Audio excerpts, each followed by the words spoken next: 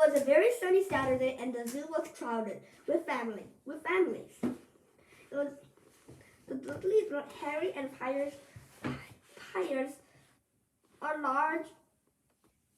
Oh yeah, the Dudleys bought Dudley and Pyre a large chocolate ice cream at the entrance, and then because the smiling lady in the van asked Harry what he wanted before they could hurry him away, they bought him a cheap lemon ice latte. It wasn't bad either. Harry thought, licking it as if watching a gorilla scratch his head and looking remarkably like Dudley, except that it wasn't blonde.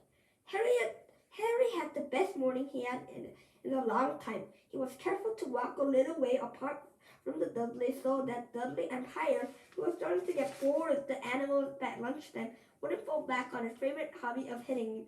They ate in the zoo restaurant, and when Dudley had a tantrum because his Kinderburger Galleria wasn't big enough, Uncle Vernon bought him another one, and Harry was allowed to finish the first one first. Harry felt afterward that he should have known it was all too good to last.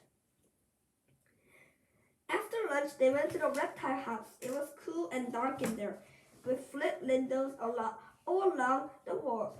Behind the glass, all sorts of lizards and snakes were crawling and slithering over bits of wood and stone. The Dudleys and Pyre wanted to see huge poisonous cobra and thick man-crushing pythons.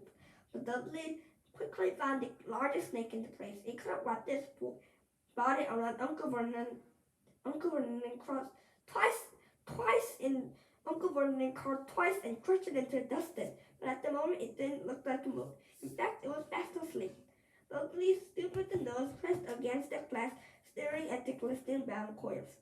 "Make it move," he whined at his father. Uncle Vernon tapped on the glass, but the snake didn't budge. "Do it again," Dudley ordered. Uncle Vernon rapped on the glass, smarty with his knuckles, but the snake just snoozed on. "This is boring," Dudley moaned, but he shuffled away. Harry moved in the tank and looked intently at the snake. It wouldn't have been surprised if it died out of boredom itself. No company except stupid people drumming their fingers on the grass trying to disturb it all day long. It was worse than having a cupboard as a bedroom where the only visitor was Aunt Petunia hammering the under door to wake you up. At least he got to visit the rest of the house. The snake suddenly opened his beady eyes slowly, and very slowly he raised his hand until his eyes were on level with Harry's. It winked. Harry stared. Then he quickly looked down to see if anyone winking. There weren't. He looked back at the snake and winked too. The snake jerked his head towards Uncle Vernon and Dudley. He raised his eyes to the ceiling. It gave Harry a look that said plainly, "I get that all the time." "I know," Harry murmured through the grass, though as he wasn't sure the snake figure it might be really annoying. The snake nodded vigorously. "Where did you come from anyway?" Harry asked. The snake jabbed his tail at a little sending to the glass. Harry peered at it. "Boa constrictor, Brazil. Was it nice there?" The boa constrictor jabbed his tail at the sign again, and Harry read that this specimen was bred in the zoo. "So I see. So you've never been to Brazil?" As the snake shook his head, a deafening shout behind Harry made them jump. "Dudley! Dudley! Mr. Dudley! Come and look at the snake. You won't believe what it's doing." Dudley came waddling toward them as fast as they could. "Out of the way, you!" he kept punching Harry in the ribs. Caught by surprise, Harry fell on the concrete floor. What happened next was so fast no one knew what had happened.